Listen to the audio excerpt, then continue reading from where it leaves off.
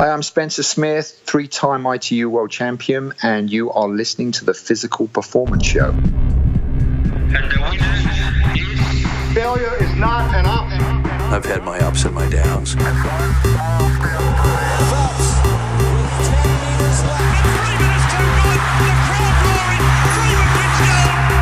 think it's an absolutely breakthrough experience. Welcome to the Physical Performance Show, the show designed to inspire the pursuit of your physical best performance. I'm your host, Brad Beer. Listen in as we delve into how the world's top physical performers achieve their success, as well as the highs, the lows, and the journey of getting there. Let's get ready, set, let's go.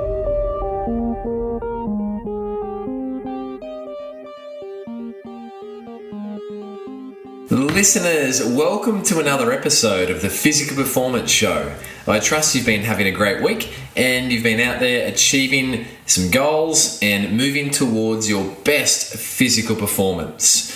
I also hope you've enjoyed previous guests on the show. If you've missed them, jump back through the archives of the Physical Performance Show podcast and you will find what I hope is some very valuable insights, tips, and of course, inspiration from some of the world's top performers. And not only that, last week we featured the Physical Performance Show's first expert, and that was none other than Mr. Peter Malliaras. And Peter is a tendon expert out of Melbourne, Australia.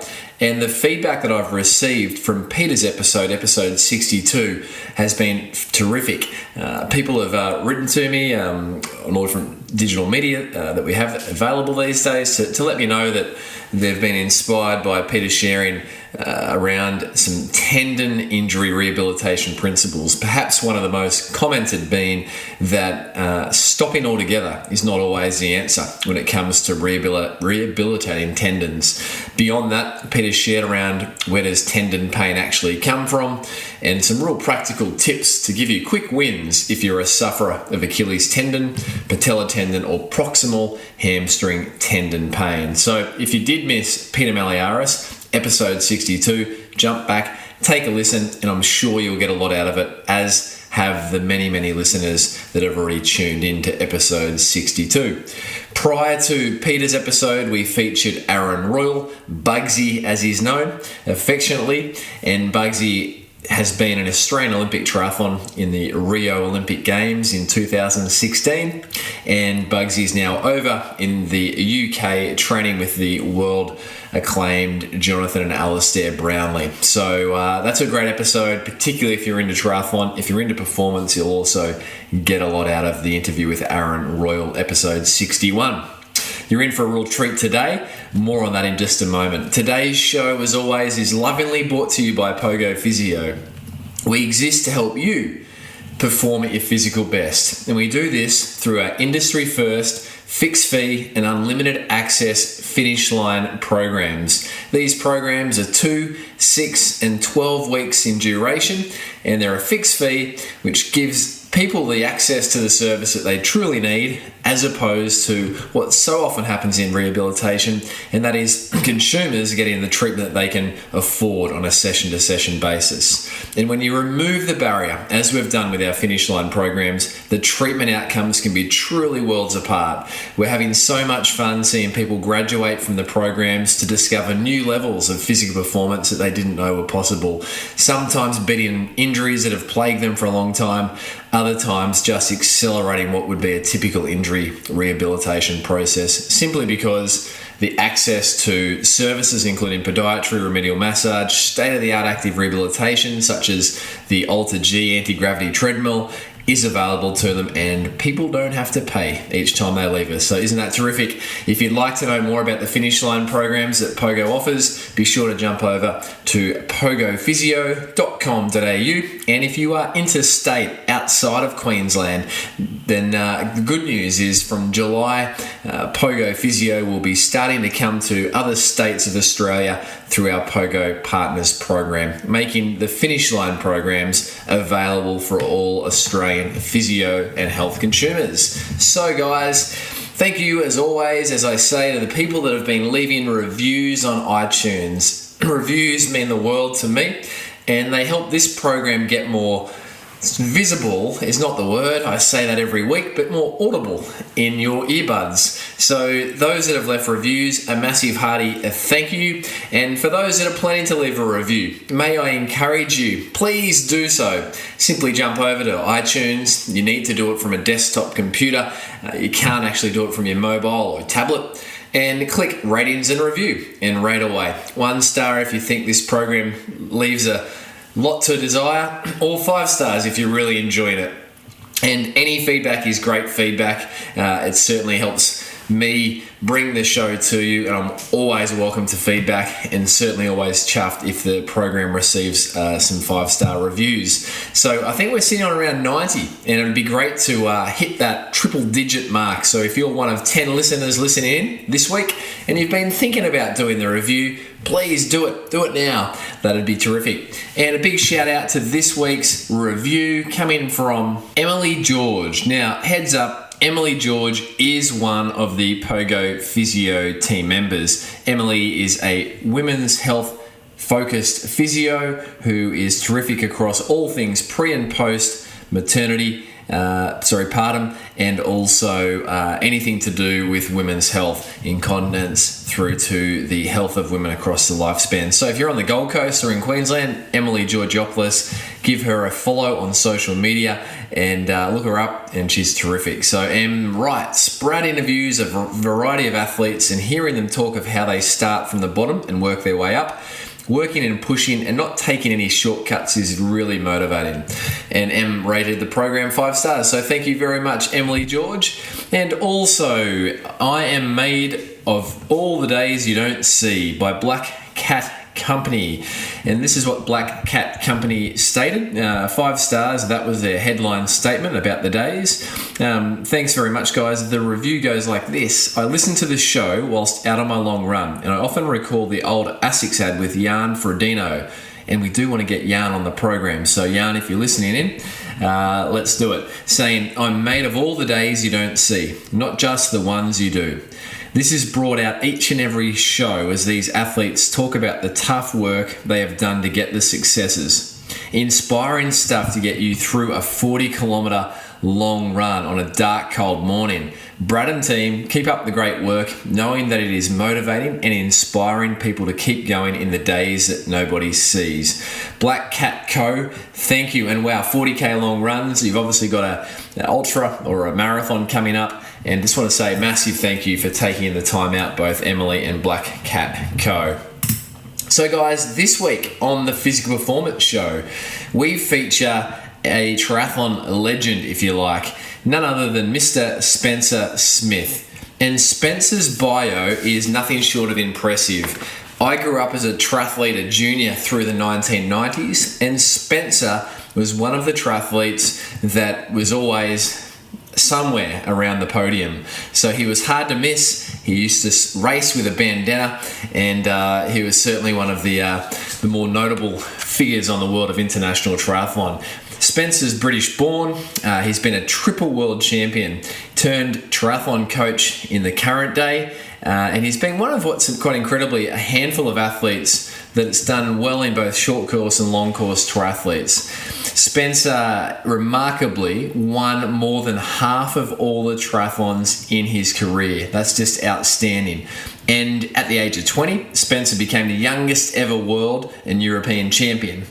He was then the first male triathlete to win consecutive senior world champs in 1993 and 1994, in addition to obviously his World Junior Championship in 1992. Spencer's certainly a figure that speaks his mind, but he's also a very engaging and charismatic guy. And I had the absolute pleasure of spending a little bit of time with Spencer at the recent Super League Triathlon Series on Hamilton Island. So if you're a triathlon fan, a triathlon tragic, or someone that just really appreciates what it takes to exceed and excel on the world stage in multi-sport, then you're going to really enjoy as Spencer shares around his career, the early days, the highs, the lows. There's been both in Spencer's career. His late father, his mother, and just some really fun insights into the world of professional triathlon. So let's hear from one of triathlon's greats, Mr. Spencer Smith, and let's jump right in. Listeners, I have been looking forwards to this interview for some time now, and as a triathlon fan myself and a triathlete that spent the 90s in my youth from the age of 10 to 20 following the likes of international athletes like Brad Bevan and today's guest, I've been really looking forward to this. So Spencer Smith, it's an absolute pleasure to connect with you today. So welcome to the show. Thank you. That was quite an intro. I feel like a lot of pressure now, but I'll try my best to not to disappoint. Well, let's get something, a curly one out of the gate. And Spencer, that's what's one thing that scares Spencer Smith? One thing that scares me, let's see.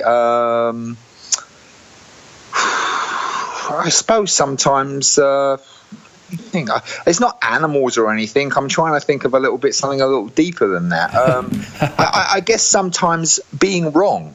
I'm not very good at admitting being wrong. How's that? People want to say, I'll talk about snakes or this and that. Yeah, that doesn't really scare me as much as being wrong. And that's something that as I'm getting older, obviously you make more mistakes as time goes on, but I really have a problem with being wrong, and I need to address it, and that's what scares me, is being wrong, and I am wrong, so I do have to admit more often than not. Well, Spencer, well shared and well reflected on. I think we all probably, if we're honest with ourselves, could probably resonate with that one. Yeah, exactly. I keep getting told that I can never admit when I'm wrong, so I'm just going to let it out there and say that's a problem with me, okay? So there you go. So everyone can have that to start with. Is there any time in your career, your triathlon career, where that one proved a problem for you? Absolutely. When I was in my mid-20s, when I was 25, 26, and my father was still alive, when I won the World Championships, I won it young. I really didn't, not to sound arrogant and to sound, too much, but it took me longer to win the junior world title than it did the senior world title. And then I won 2 in a row. So all of a sudden I'm at 21, 22, and I've won world titles. And then I'm looking at, well, what's next? And really, when I was younger and I lived in England, the race that really got to me, and it was Hawaii, obviously. Not obviously, but it was Hawaii, and it was the Ironman. And I was in such a rush to get there, such a rush to race this race. My dad at the time was saying, well, there's no rush. You can do it when you're 30s. I was 25 at the time. I said, no, I want to do it now. And he was right, and I was wrong. And I did it when I was young, and I had some decent results. But I think generally it was a mistake to rush the good days of using all that power, all that strength, all that speed. I think I let a lot of that go when I moved across to Ironman distance, and that was a mistake on my behalf because I just didn't listen to people, and that was a big mistake. And if I had my chance again, I probably wouldn't do Ironman until I was in my 30s. Yeah, okay. So your first Ironman was at what age, Spencer? That first Hawaii Ironman attempt? It was in 98. It actually was Hawaii. Was my first attempt ever at Ironman. I've never done a marathon. Yep. Obviously, I'd ridden 112 miles and swam whatever. That wasn't a problem. But I'd never ran a marathon prior to Hawaii, and I had some shocking results leading up to actually some long distance. I mean, I came third at the World Championships where Luke beat me and Greg actually won it. Greg Welsh. That was in 96. But I was before that, after that, I had some poor results, very, very poor, and I had, my dad was actually sick, and there was a lot of stuff going on, but no excuses. I going into Hawaii of 98. I mean, I was more excited than anything that I was going to be racing in something I'd always dreamt about when I was a kid, but the form, or that there was nothing to say that I was going to be successful. And in fact, Dave Scott said he probably shouldn't. He probably should just keep to the short distance, which actually was good for me. It put a bit of fire in my belly. I like that. So after the race, he did come up to me and say he was wrong, which was a nice, which he was. Yeah. But at the end of the day, that was that's what I remember from my first Ironman, and obviously a very emotional race. With it was a new beginning for me, I think, because it was the biggest race after my dad's death, and it was something that was very, very emotional. My mum was there, so that was fantastic. But it was a strange. It was a strange race in the sense that when I finished most of my races, all of my races, to be honest with you,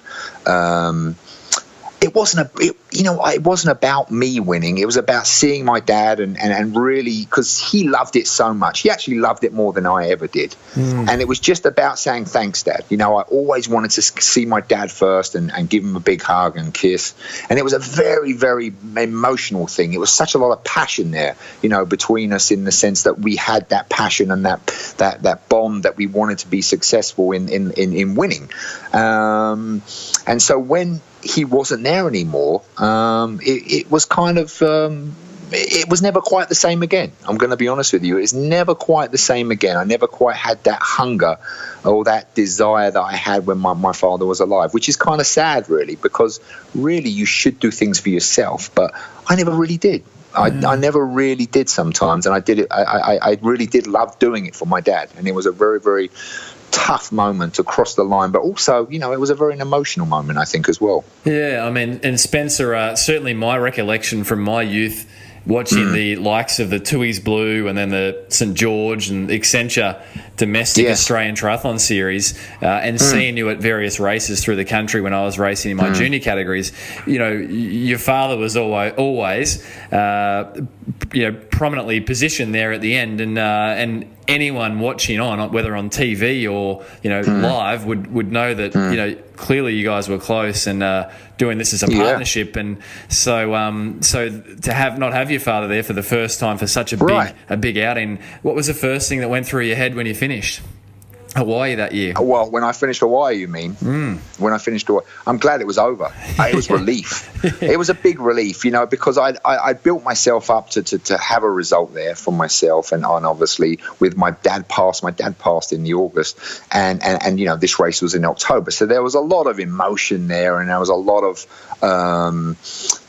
of pride at stake for myself. But I'm going to be honest with you. I mean, as much as everyone talks about my dad, it's actually my mother who was the reason I'm here today. The reason that I was the triathlete that I was able to be was because it was my mum that got me up in the morning to go swimming. She got me up to go to all these, these events or galas or swim meets that I started off. She built the engine. You know what I'm saying? And my dad was there for that. He was working, but he didn't do what she did at the beginning, and that's the thing that people didn't. They only saw my dad, obviously, as the team that we were. But I also remember that my mum was the absolute. She was the stone, the rock that used to get me up in the morning, take me to swimming, come home, go to school.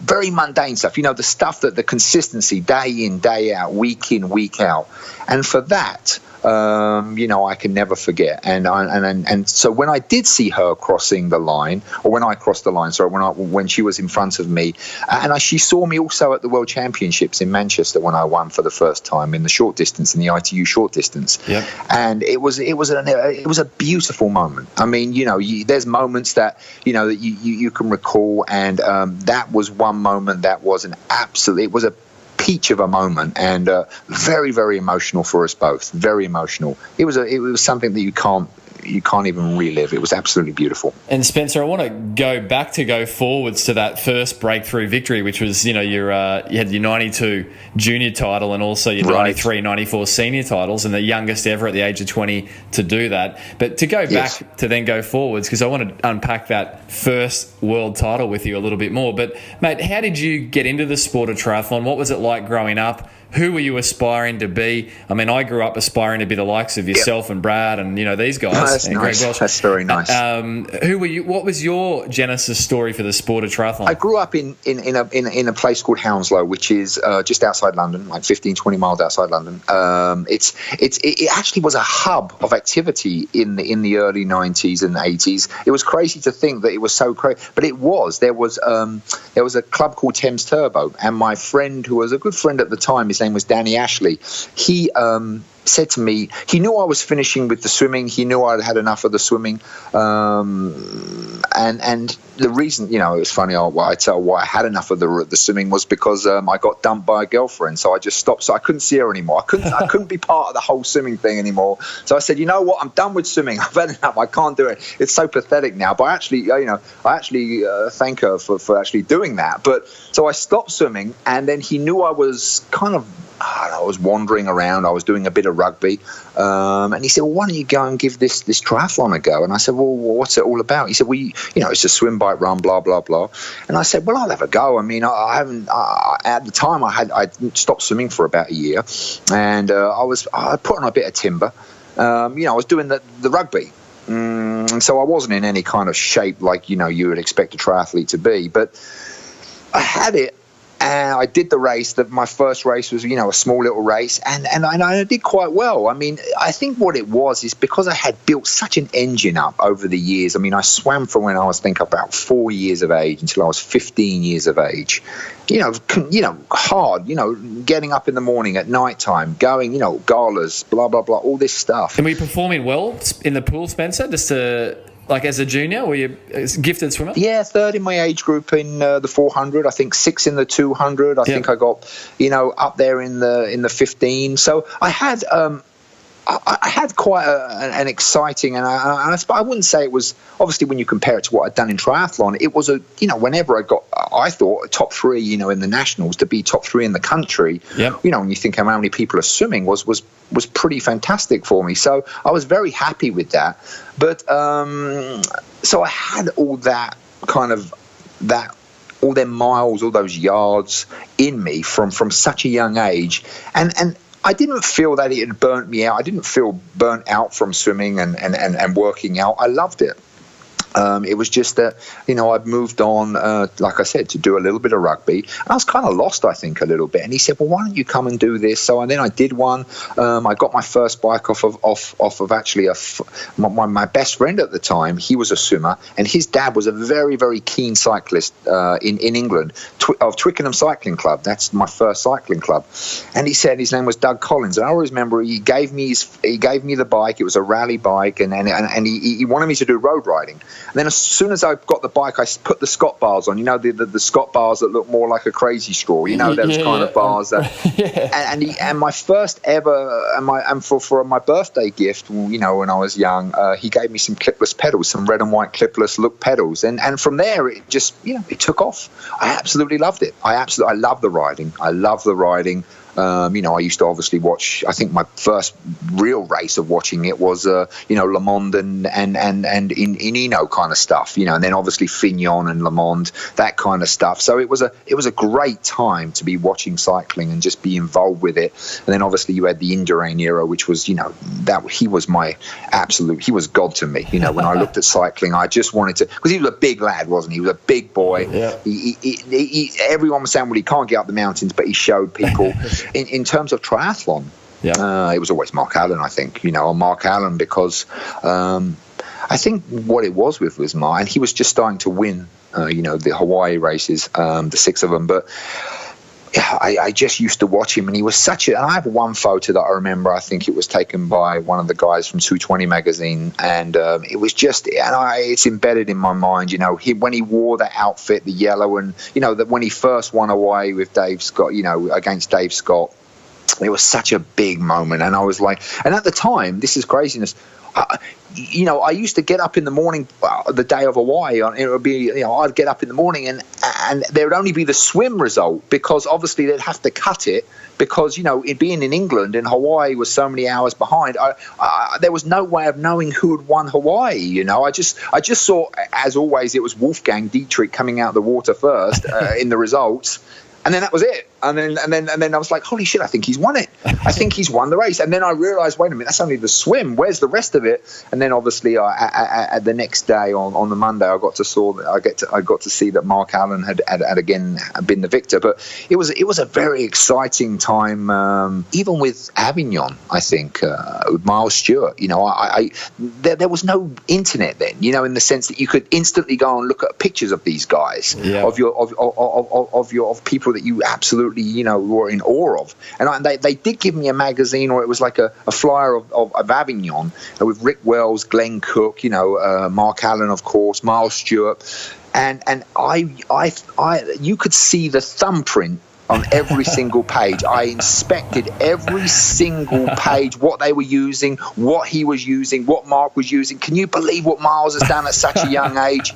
It was very, very inspirational. And for me, it was such passion. So I want to be in Avignon. I just like wow, look at all those people. And France was way ahead of its time. There had thousands of people on the course, you know, lined up on a world championship course. And it was absolutely so emotional, so fantastic to watch. But you know, going back to them days, that's what got me really, really stoked up to have to really want to do this sport and to have a go at it. Yeah, wow. And so where did the running fit in, Spencer? Where did you first get into your pair of running shoes? Because clearly, you know, you were a gifted runner as well. I think here's the thing. I think when I was at school, I was given the opportunity to do some cross country, and obviously at the time I wasn't running consistently.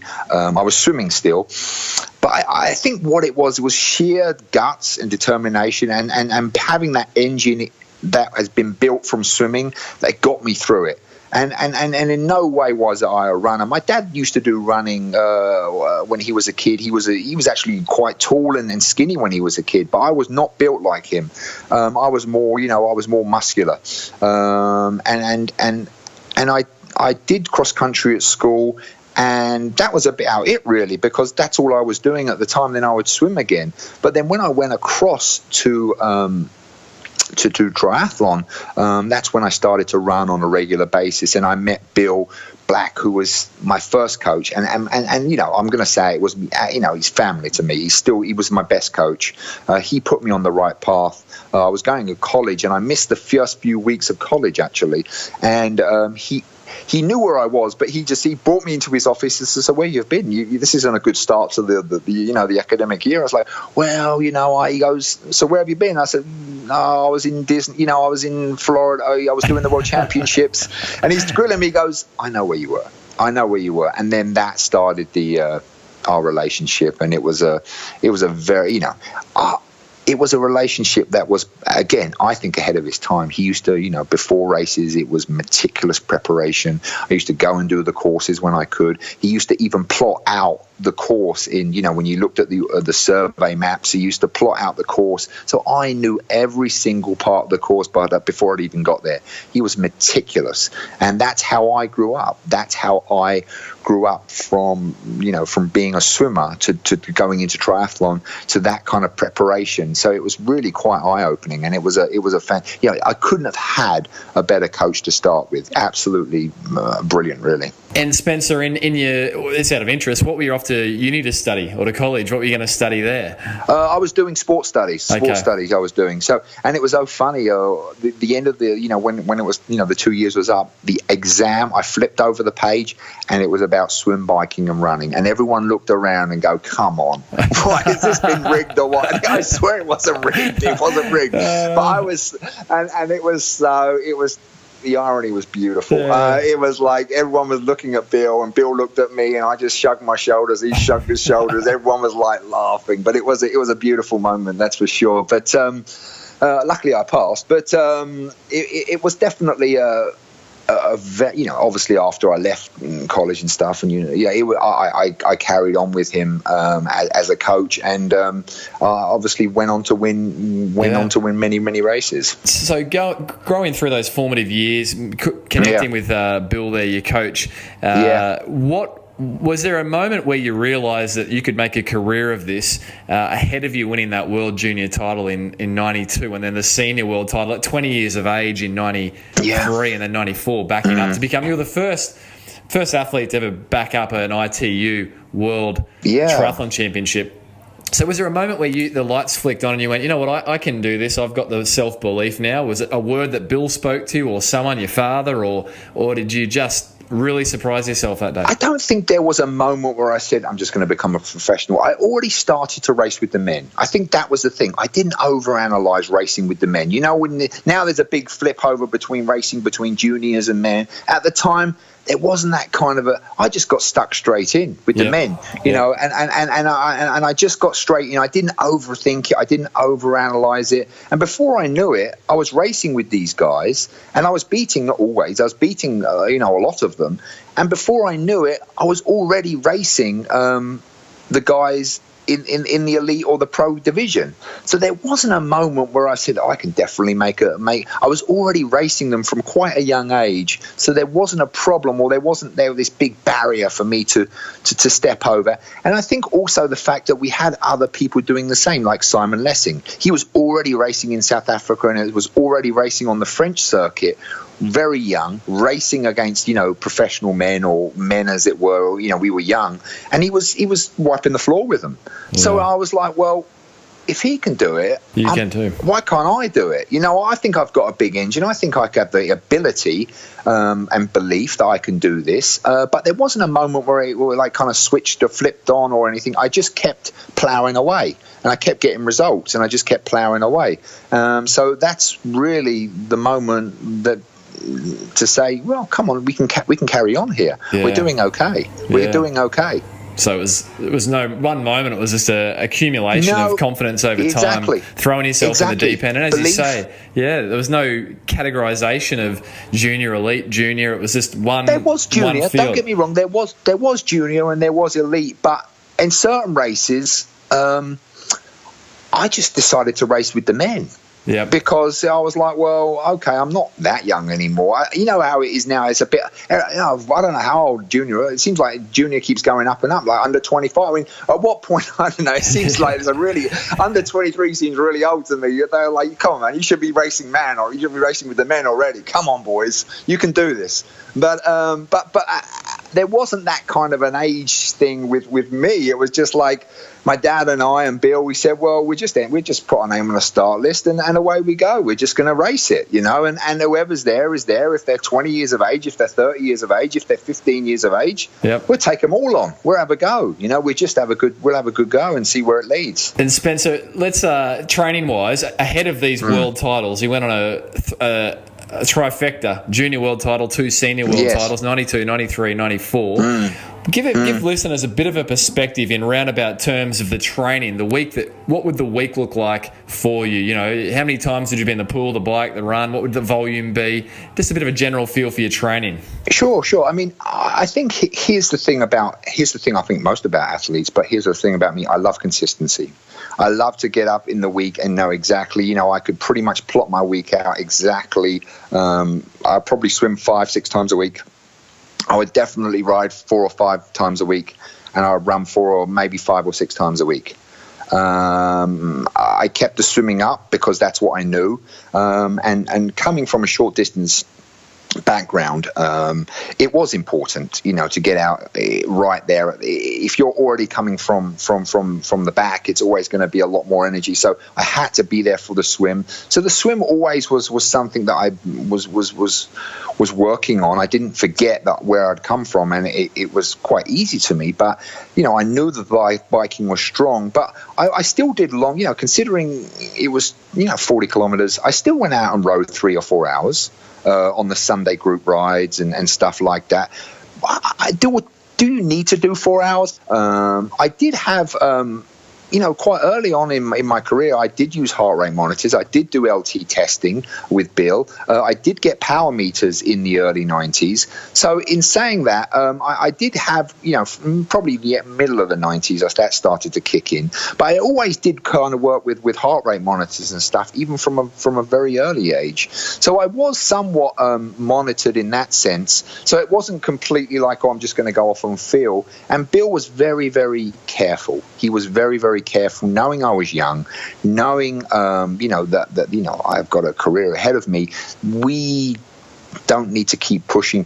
So he was very, and I was young, I was excited, I just every session had to be the session, and that was the problem. So the heart rate kept me in check. Obviously the biking, I did some on my own, some with a group, but I did some bike racing as well. I just loved getting involved, really, and not really. There was structure to the week, absolutely, but sometimes there were some moments where I was given a free hand of go out and give it a good go, and that's what I did. So a bit of a mixture, really.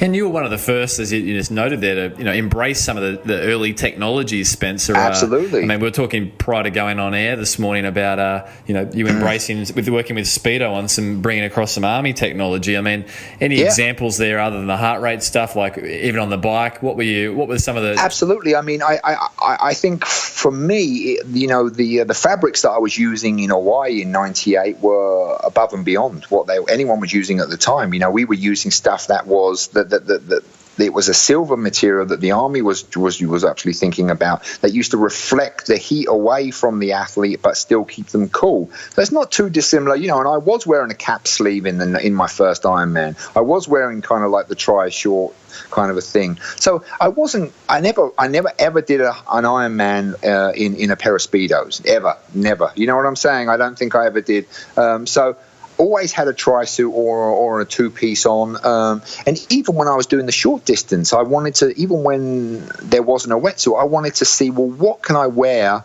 that was going to give me some advantage in the swim, knowing that there was some buoyancy things that the pool swimmers were using, and some stuff and I said, well, how can we bring that across to the triathlon? And I think I used some of that as well in other races. I think the first race, the problem was they really didn't have it for men at the time. It was only for women.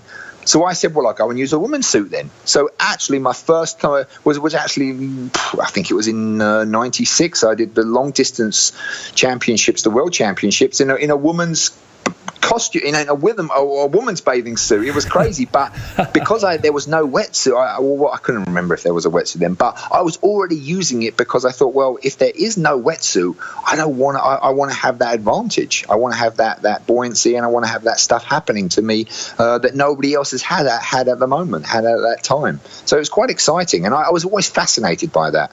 Always fascinated by it. And fascinated, where did that come from? Just fascinated in what it could do, or fascinated in the process, the innovation? I think a bit of everything. But I think what it was, when I grew up, my mum was a seamstress when she was very, very, when she that was her, that's what she did when she was when she was in her 20s. And I was always very, very interested in fashion. I was already very, very interested in how to look a little bit, tweak little things. But then you start to add in, well, if I can add looking okay, and then adding some technology, and then adding and making it an advantage over somebody else, this is a win-win situation. So it was kind of a mixture of everything, how my mum and dad were really into their clothes, and how I was into my clothes. But then it kind of rolled into technology of clothing. So all of this kind of stuff really was fascinating to me. Well, I remember Spencer clearly, the famous Spencer Smith bandana when you were racing down under with the Tui's Blue and St George series, and I recall the precursor to the tri-suit, and the Spencer Smith quads that would bulge out of those tri-suits. Right. And, well, it had to.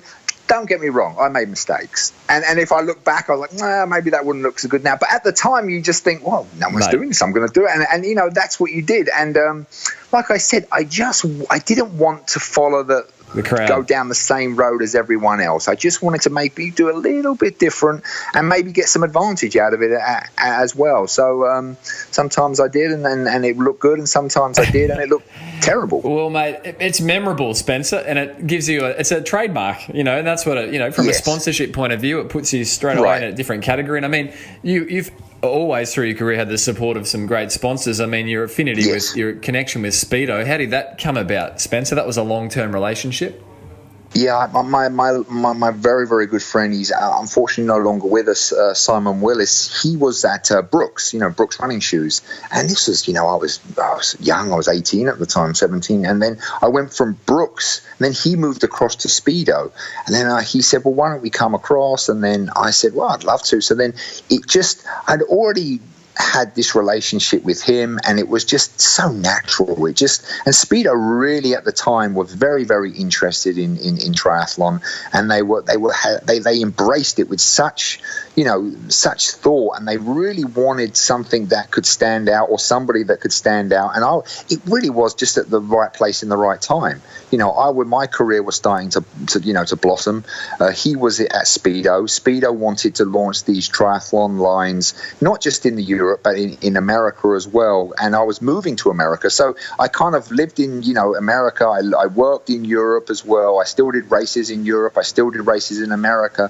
So there was a great crossover, and it worked very well for me. And I was very, very fortunate. Like I said, I've had some very, very good sponsors over the years, and I've been very, very fortunate. Spencer, in terms of your current life, and we're going to go here, before we wrap the interview, everything you've shared, yes, really, it's interesting. You've carried those themes across, and we're going to touch on that before we round out today. But mate, let's do a performance round. This is a bit of a fun, it's almost like a threshold session. A couple of quick fire questions, and with your best responses. How long do I get? I just have to be like on top of my head. It's pretty quick with minimal rest, Spencer. Minimal rest.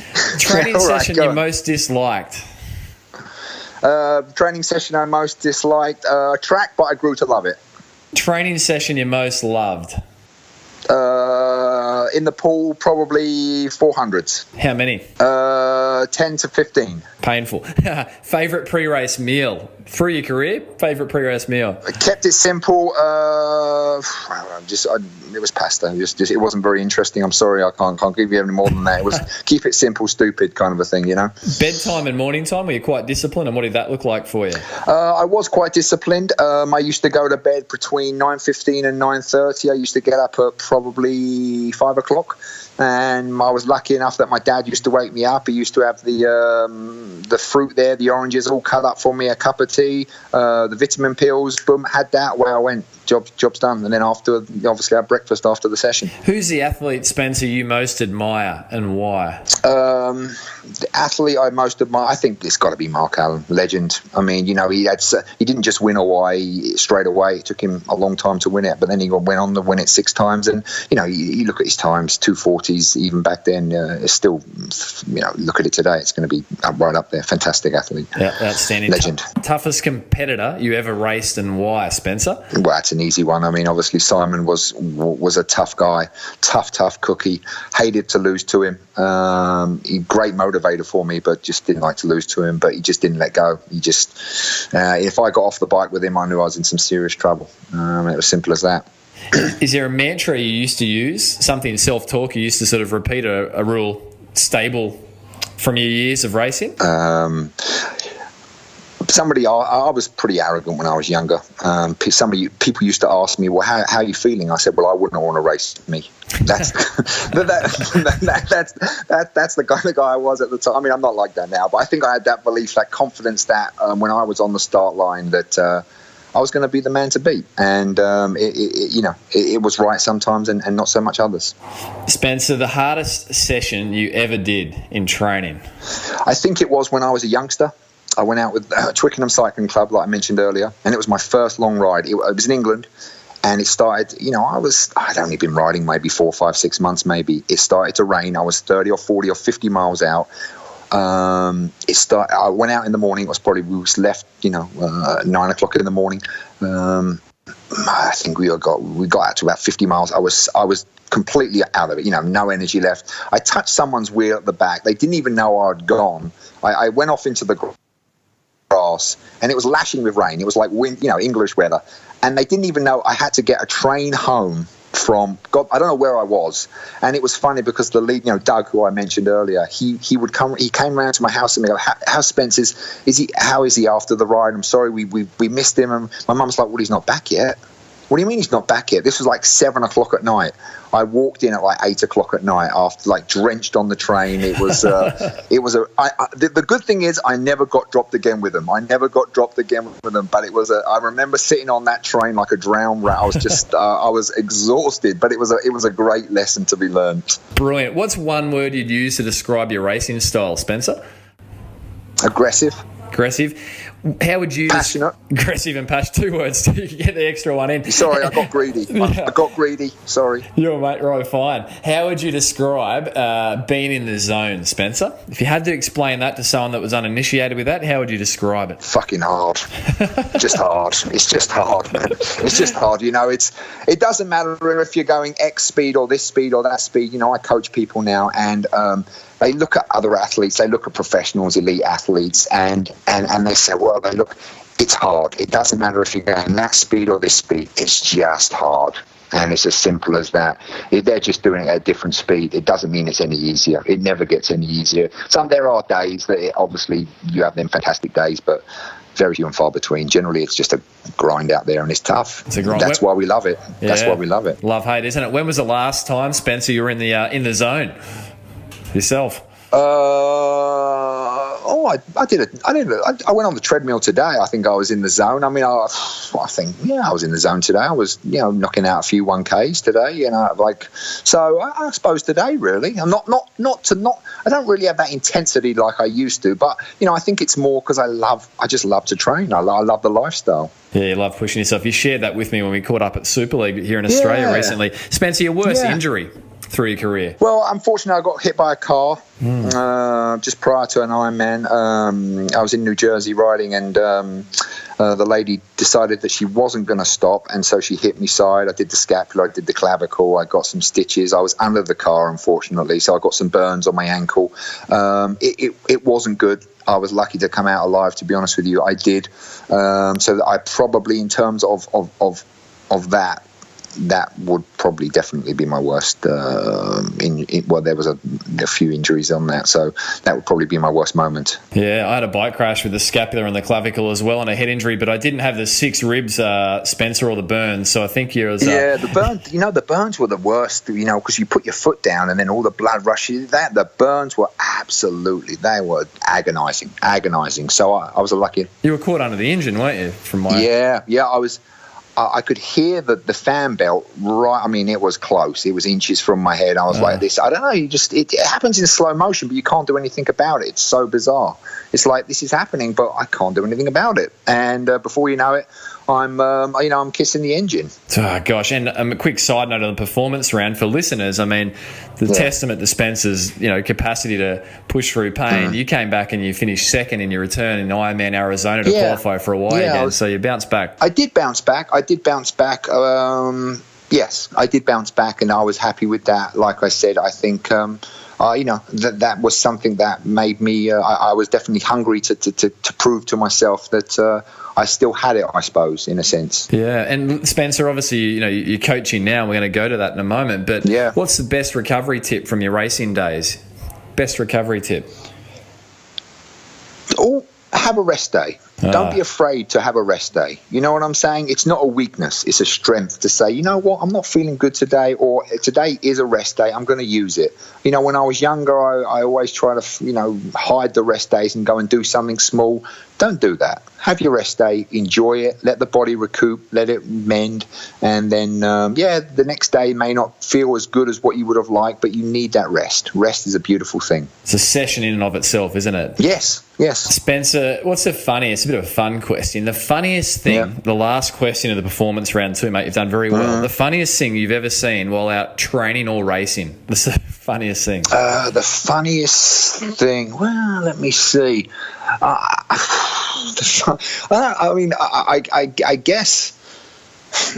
guess no. I'll tell you a story. It was actually to do with me.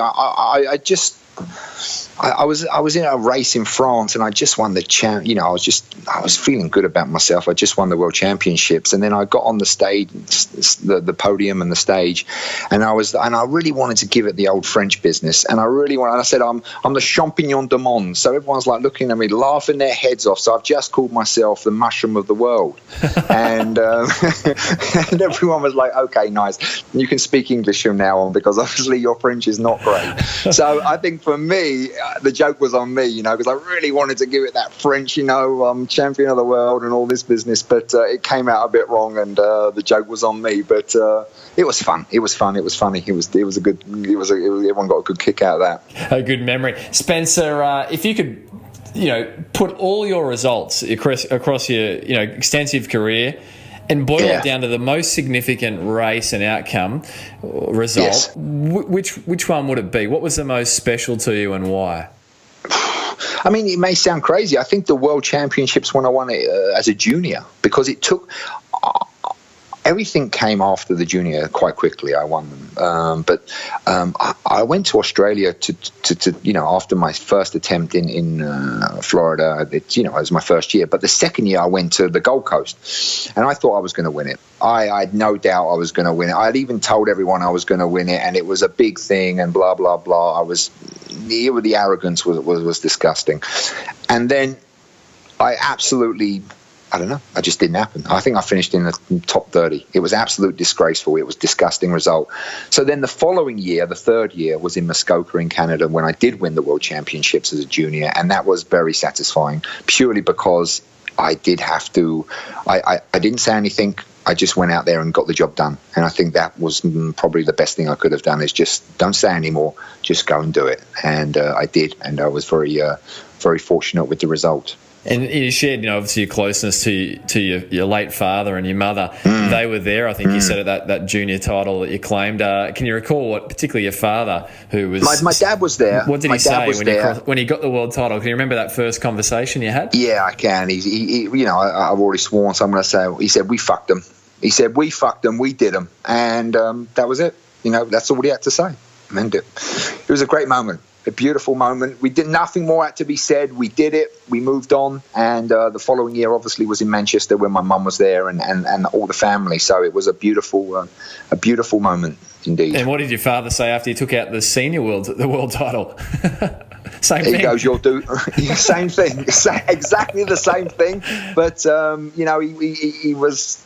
I don't know if I think he knew I could do it, but when it actually happens, because the previous week I'd got a huge kicking from Simon in a sprint race in Finland, and I got beaten by over a minute, and so the chances of the following week winning the World Championships in Manchester were slim. But I don't know. It was, I talked about earlier about, getting in that zone, and it was one of those days where I couldn't hurt myself enough. There was no pain. Wow. It was a beautiful moment, and I was very, very fortunate that moment happened on that day, and I was a very lucky lad, and I took advantage of it, and I seized it. I seized the moment, yep. And it was a beautiful day. Was there a point in the race where you knew that you were going to be the world champion, or not until you crossed the line? No, I was running. I was pushing hard on that bike. I was scared. I was very, very scared. I don't think I could have. Even if you'd said you've got 5 minutes off the bike, I was still very scared, because he could run. Simon was such a runner. I was absolutely always running scared from him, and I just kept pushing until I got to probably 4 or 5K on the run, and the time splits actually wasn't coming down, and he wasn't putting any time into me anymore. I thought, there's no way in 5K I'm going to lose this. So I had a good amount of time to let it all sink in, and I think at that point it was I felt that moment. But prior to that, I was running scared. I was afraid. Yeah. I was definitely afraid. Well, I think many, any triathlete that may have found themselves in the lead of Simon Lessing would have shared that as well. I know Chris McCormack did. He referred to Simon chasing him down in Perth the year that he won the world title in '97. But he grasped that moment, didn't he? He saw the moment and he grasped it with both hands and he took off. Chris could obviously run a little faster than I could, so he did have that going for him. But I just felt that when the moment was there, I had to take it. I wasn't going to ask any second questions. I just grabbed it and I ran and I went. There wasn't going to be any waiting around, that's for sure. So we've spoken about, the ITU scene, the Olympic distance racing. Yes. Spencer touched on the Ironman outings that you've had. Yes. What was it like coming down under to the domestic Australian series through the 90s? I can't recall the exact years you raced it, but what was it? A bit of a baptism of fire? Absolutely. I mean, I went there first off. The first time I went there, I thought, it's a bit of a holiday. You're going to have some fun. It's like November. I was already having a little bit of a break from my season. I think I got down there in the end of December, beginning of January, and I got my ass kicked. And it wasn't nice. I mean, I didn't get it kicked consistently every single race, but when I did, it was bad. It was really bad. And it was either Greg or it was Brad. Brad was an absolute master at them races. It was either Miles when he was on. So there were, and even Craig Walton. There was a stellar field. And to be honest with you, when I first went there, I don't think I gave it enough respect, how hard and how different it was going to be. And it was like nothing I'd ever done before, because it was so brutally explosive that, you think of Olympic distance, you think, fast.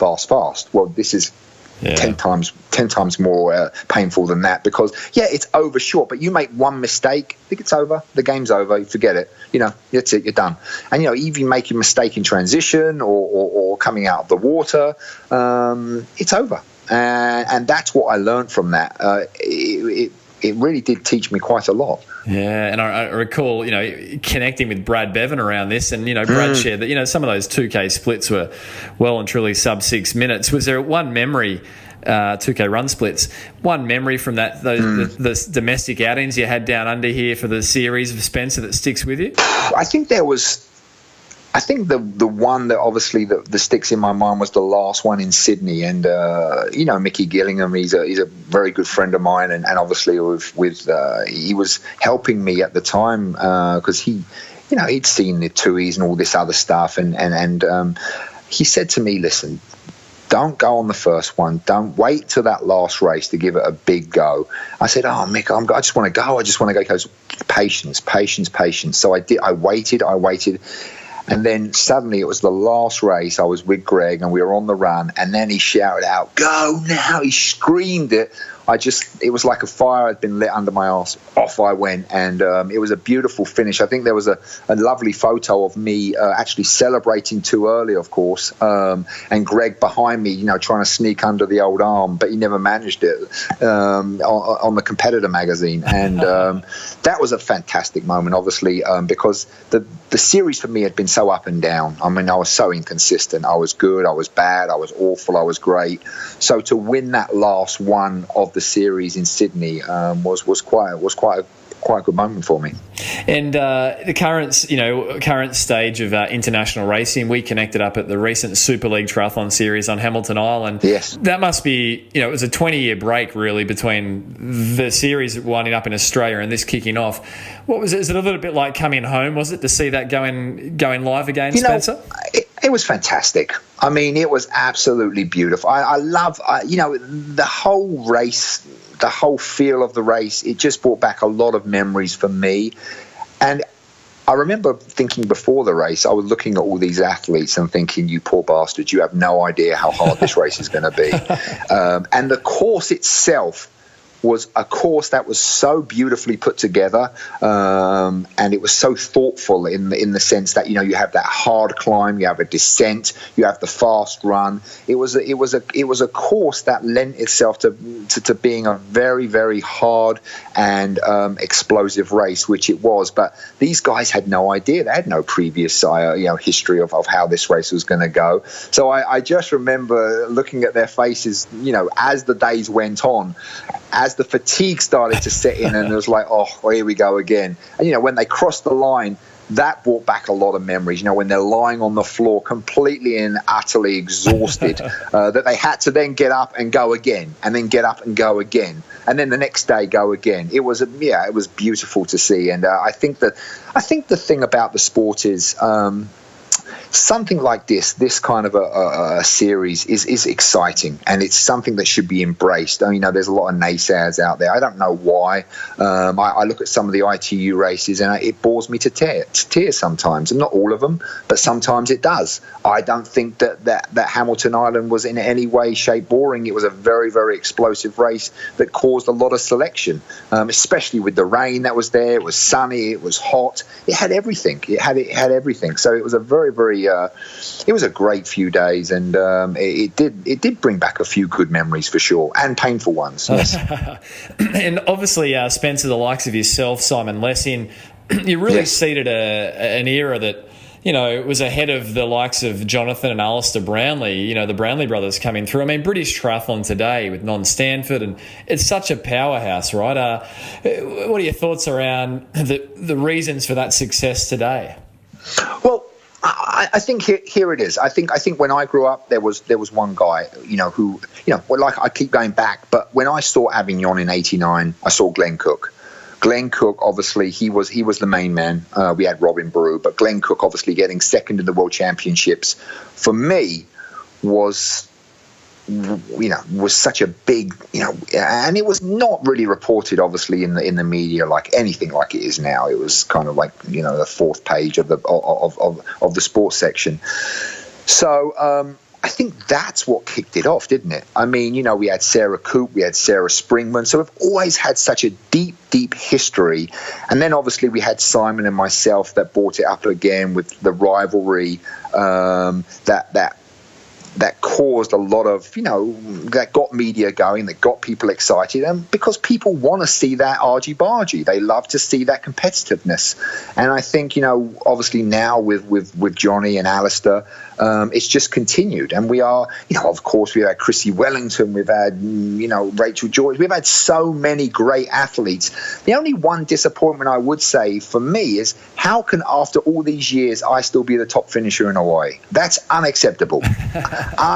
Unacceptable for an English. Somebody needs to come along and win this race in the men's division. That is for England or for Great Britain, because for not coming in the top five since 90, I did that in 98. That's just unheard of. That's craziness. I don't know what's happened there. Well, we'll have to watch this space maybe next year with Alistair transition across. Hey, so watch this space, Spencer. Exactly, and I have no doubt. He is an absolute. He's a legend. Yeah. I mean, he is a legend, and he's still doing it. I mean, you know, the guy is an absolute. What an athlete. Yeah. I have no reservation. This guy's gonna crack it. Yeah. I just really do think so, and I haven't said that. You know, I don't say that often, but in terms of Hawaii, it's gonna be a fantastic. It's gonna be a fantastic watch anyway. A spectacle, Spencer. This show is about the highs and the lows, and there was a period in your career where, you know, you were accused of a banned substance. It took you 17 months of fighting the Court of Arbitration more than that. New York. You cleared your name, so it was cleared. So it was all dropped. But, you know, as an athlete who's prided himself, or, you know, on you know, results over the years, you know, it's a career's worth of work. You know, how do you process that when that stuff starts to happen, and, you know, to later clear your name, you know, to fight the good fight? What was that like for you? It was absolutely dreadful. My father had just passed away in August, and I'd done Hawaii. Actually, I was on my I was married at the time, and I was on my honeymoon. I got the call. I was going to go away the next day to start my honeymoon. Obviously, that all changed, and then from that moment on, it was a year and a half, and over $100,000 to clear my name. But here's the thing: is that obviously at this, I remember the first night that I got told about that. I was in bed and I was shaking. I was shivering. I was so scared because I had no idea what this world of being accused of something that I never even had a thought of. I was absolutely beside myself, and it was a very, very scary moment, and I was so afraid.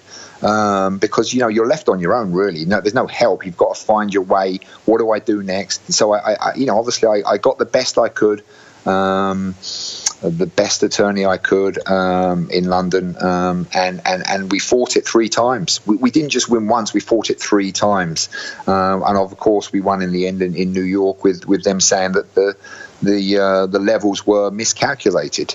But it was a dreadful time in my career, and I think it took a lot away from me. It took a lot of.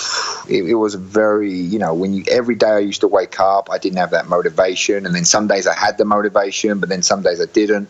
It was such a roller coaster of thoughts that I think it took more out of me than I would give credit. Yeah, in retrospect. Spencer, if you could boil down all the learnings through your career and now as a coach with s2coaching.com, what would you boil down to? If you could give listeners one bit of advice on how to perform at their physical best, what would Spencer Smith's one bit of indispensable advice be?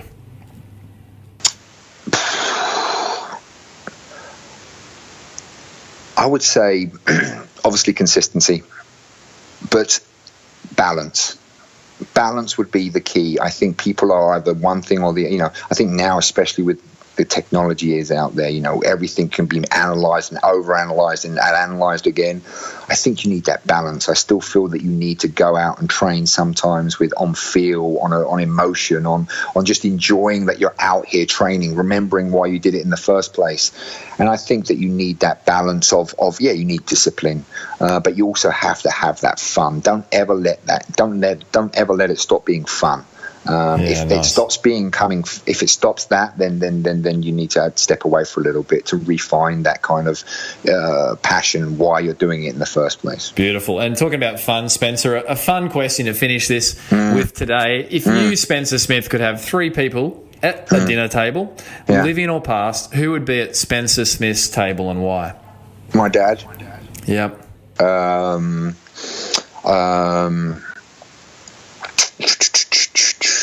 I suppose, who else would I think? I would love Scott Tinley, because my dad and him got on so well, and it was a beautiful thing to see. And who else would I have? I'd have Mark Allen, but he wouldn't probably say too much. But they would probably, because my dad would probably be there taking over. But I think if I could just choose one, it would obviously be my dad. I don't want to be greedy. I'd just have one dinner with my dad again. That would do me again. That would be back to where he was before he got sick. That's what I would want, and that would be it, mate. What a terrific way to bring this to a close. I want you to close, Spencer, by issuing listeners of the program with a physical challenge for the week. It can be anything, mate. It can be hard. It can be easy. What would it be? For the week, let me think. Since you brought it up, I do like them 15-400s. You brought it up. You did mention what I enjoy. The 15-400s you can do 3 sets of 5. You can do, descending, whatever you want to do, but go and do 15-400s in the pool. All right. So listeners, if you take it on, let Spencer and myself know. And on that, Spencer, where can listeners find out more about you, about your coaching services? Where can we find you online? Yeah, you can go online and it's coaching s2.com or s2coaching.com. It's the same. Whatever you type in, it comes up. Obviously on Facebook, on Twitter, it's all there. It's very easy to find me now. There's no hiding anymore, is there? So if you want to get in touch with me, you can do it. And listeners, we'll tag up all of Spencer's social media handles and also Spencer's website there for coaching services in the show notes. So be sure to jump over and connect with Spencer there. And let us know also, listeners, if you've enjoyed the episode and what you've taken away as a key learning. And Spencer Smith, I want to say, mate, as a long-time triathlon fan, triathlon was my sport of passion, someone that paved the way. And, I want to say thank you, mate, for certainly for the inspiration over the years and likewise for the generosity in sharing today. And, mate, wish you all the very best for the projects upcoming, including your sporting label, right? You've got a bit of sportswear coming out. I'm trying right now to put together some clothing, some race clothing, and it's a work in progress. But definitely keep them peeled because it's coming. It's definitely going to come relatively soon. Beautiful, mate. Mate, thank you so much. You're welcome. Absolutely. It's been a pleasure. I've enjoyed going over the past, and thank you very much for having me on.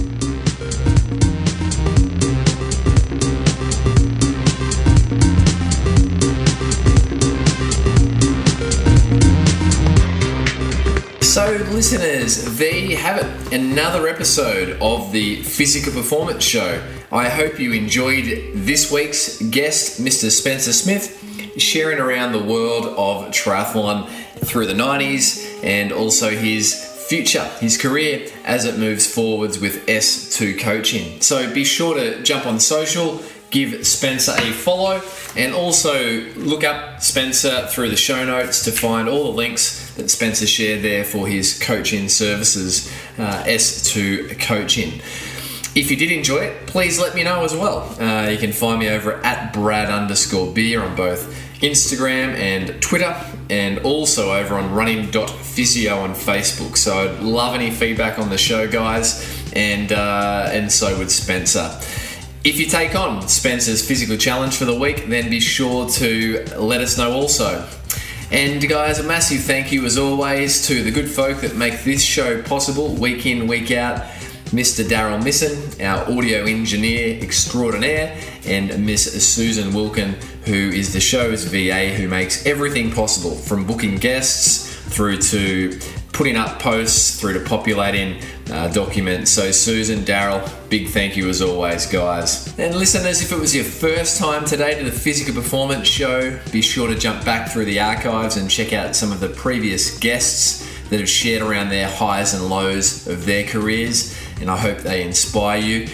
If it's your 63rd time listening today, big thanks. And if you're somewhere in the middle of the first or the 63rd listen, then be sure to hit subscribe from within your app, and that'll automatically populate the show into your device each and every week. Lastly, if you're into running, you can now pick up a copy of my Amazon running and jogging bestseller, You Can Run Pain-Free. It's 5 steps that will help you navigate and put in place things that will help you, as the title says, run pain-free.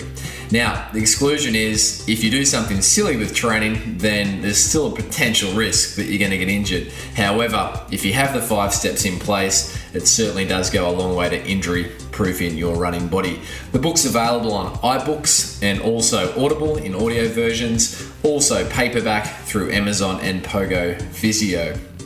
Coming up on next week's episode of the Physical Performance Show, we get back into the swing of things with the marathon.